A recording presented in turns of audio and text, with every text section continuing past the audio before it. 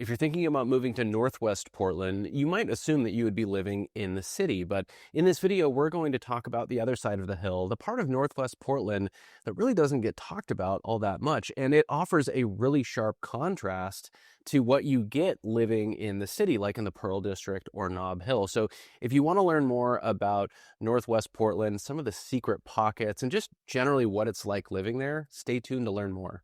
Hey, what's up, everybody? This is Paul Clem with the Oregon Relocation Team coming to you from Portland, Oregon.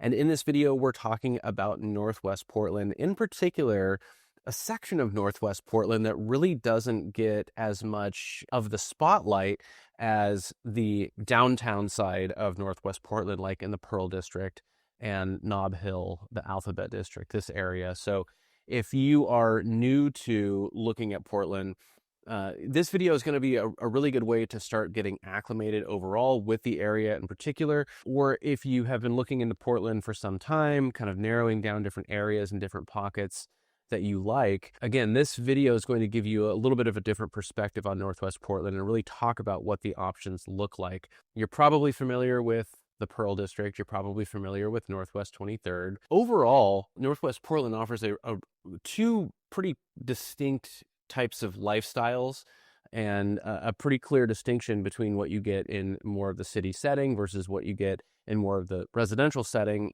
that's going to feel a little more suburban once you get up into the West Hills and in particular over the hill. So you have the Pearl District and you have Northwest 23rd, and then just up the hill from these areas you have old historic Portland homes, really, really cool neighborhoods, incredible architecture. And I think this is an area that is going to appeal to a very specific subset of buyers. Not everybody likes the quirks of homes that are 100 years old plus.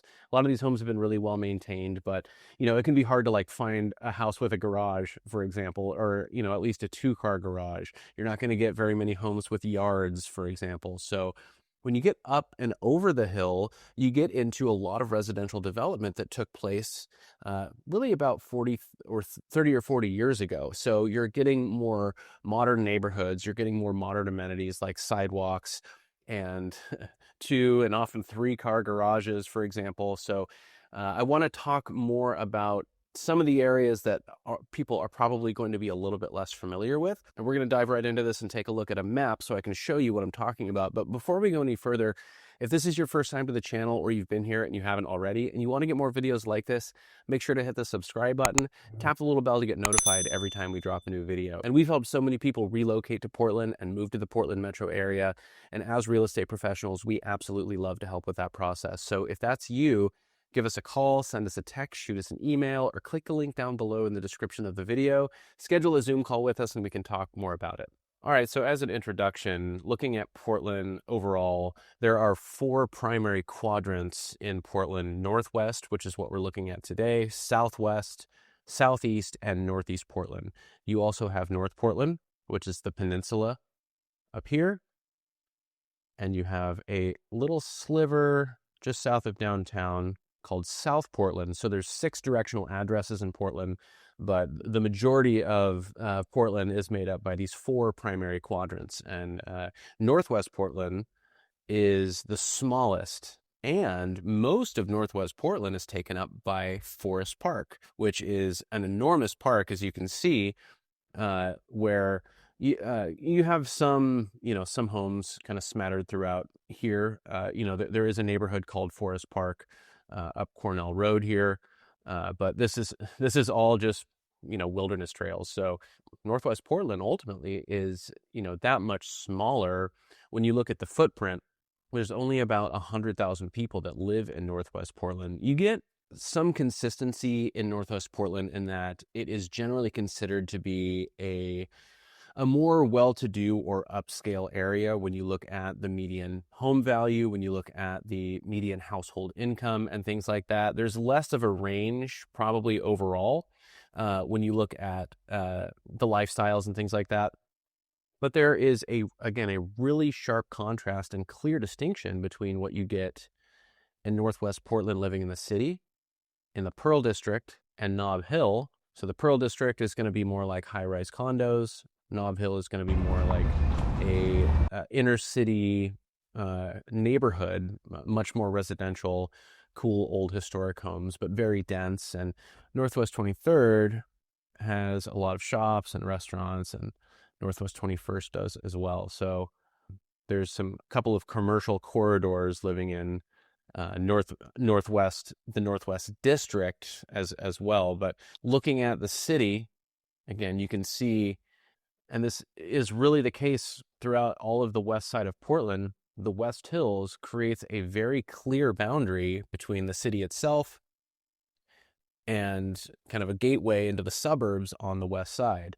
Most of the West Hills is taken up by Forest Park here. And when you get just up into the hills from Nob Hill, Alphabet District, Northwest 23rd, this area, you get into Arlington Heights, Kings Heights, Hillside, Willamette Heights. These are really, really nice, cool, old historic neighborhoods. You can see these kind of meandering streets, and you get a lot of views of the city. I think, this is an area that is, regarded as one of the kind of nicest, most luxury, upscale, type neighborhoods in the city. And it's a very unique topography. The architecture is incredible.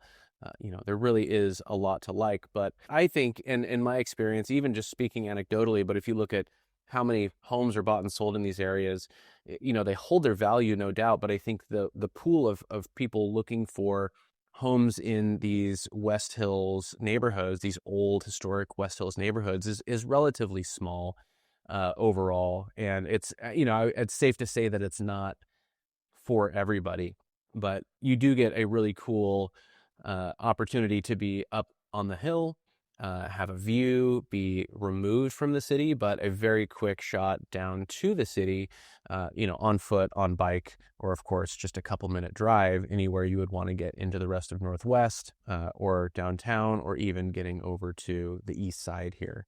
So what I really want to talk about is when you get up and over Forest Park and you get into the rest of Northwest Portland, you're getting into primarily what's considered Northwest Heights or Forest Heights. I think, for all intents and purposes, you can basically say all of Northwest Heights here is Forest Heights, which is a big HOA community. The HOA manages and maintains a ton of walking trails and paths through here. There are parks. There's an elementary school in Forest Heights. It is an incredibly unique and scenic area that is going to be that is purely residential, and it's going to be much more suburban feeling, much newer, and more elevated in that way than anything else you get elsewhere in Northwest Portland. So again, city, kind of old West Hills on the city side, and then you have this big barrier in Forest Park over into the rest of Northwest Portland.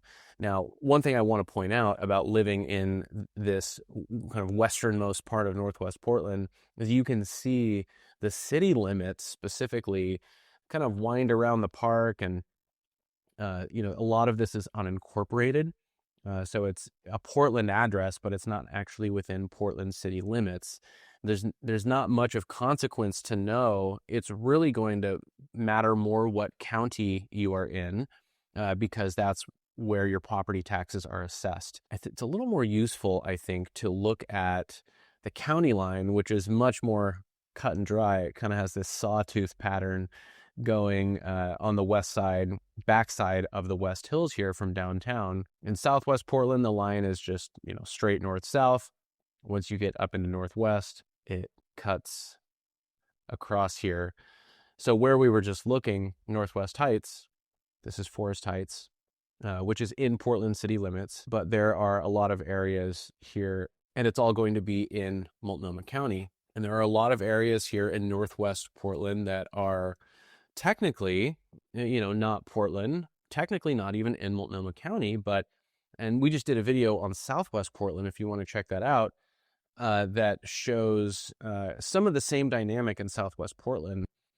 But a lot of these areas like, Cedar Mill and West Haven, this is technically going to be more southwest. The address directionally is southwest, but Highway 26 here is a pretty clear barrier. Like if you're south of Highway 26, you're more connected to the southwest part of the city. So that's a pretty good way to look at it.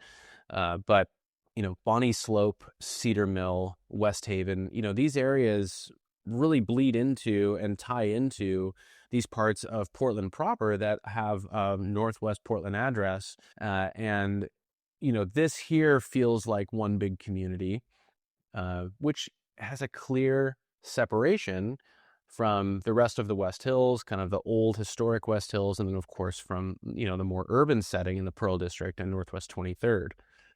So if we zoom out a little bit, and if we're looking at the west side of Portland, this whole area up here, for all intents and purposes, is a lot like the more suburban and residential feeling areas of Southwest Portland in terms of proximity to the city. I mean, it's a very similar dynamic. You're 10, maybe 15 minutes into downtown from anywhere that's hugging this county line.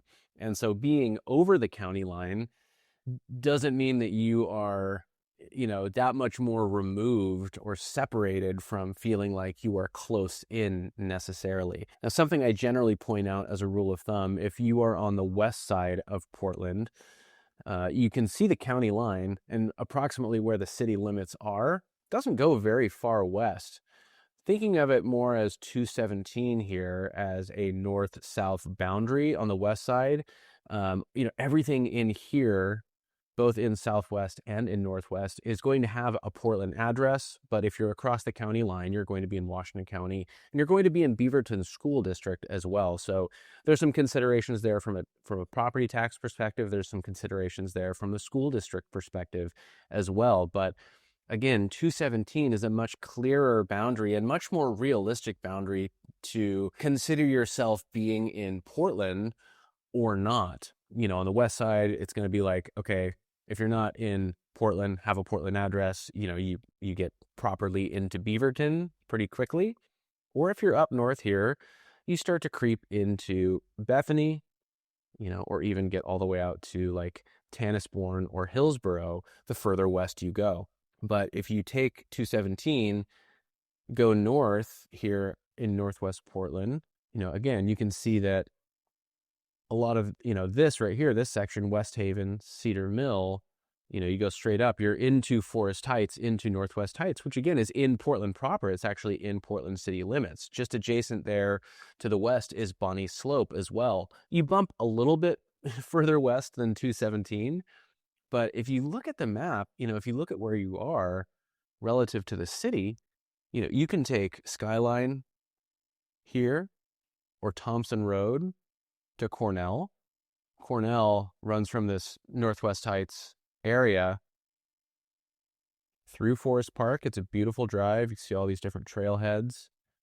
It takes about 10, 12 minutes.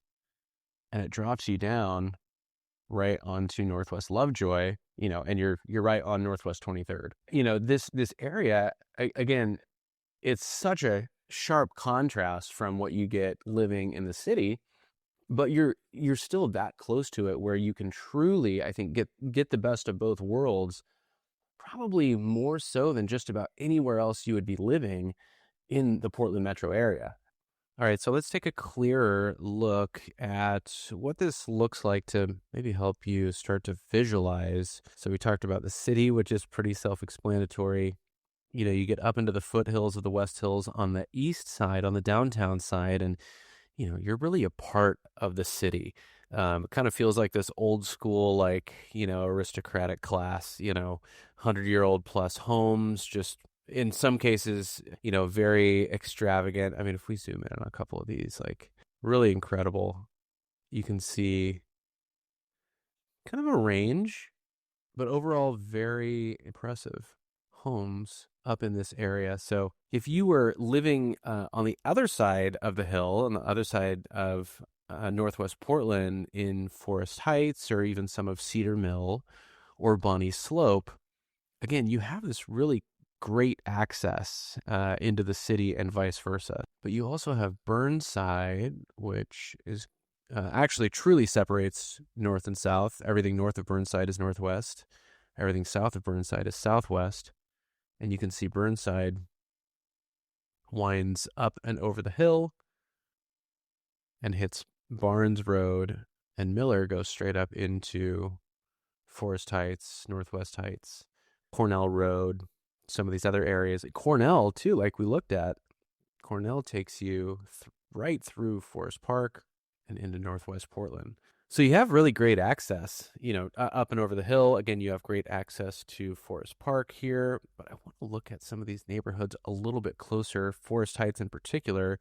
You can see everything's really kind of built into a ridge, very hilly neighborhood, and probably one of the things that holds it back as far as, a deterrent for at least some people living in the area. Your immediate placement in the neighborhood really determines how easy it's going to be to go out and about and kind of walk out your door and go for a walk. But it's not impossible. Again, there are a lot of walking trails throughout this neighborhood as well. So, there is some convenience built in that way. But the trade-off living in here is these western-facing views where you can see this whole Tualatin Valley, west side, all the way out to the Coast Range.